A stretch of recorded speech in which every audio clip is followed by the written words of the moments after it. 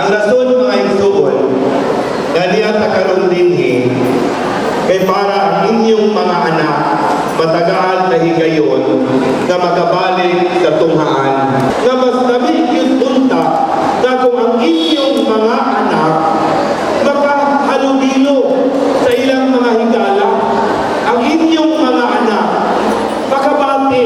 kung unsay rejection na nang dili madawat, unsa ko'y piling kung dawaton, kung pagdaon,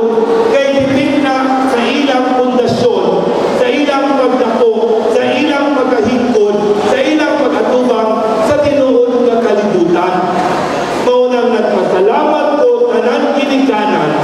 na nagpakabala na inyong gidala ang inyong anak, inyong ikuyod buot pasabot na ikaw matarong mainahan, ikaw nagmahal sa imong anak kay gusto nimo na gawas-luwas ang iyang kinabuhi matagaan sa maayong edukasyon o matagaan sa maayong kaugmaw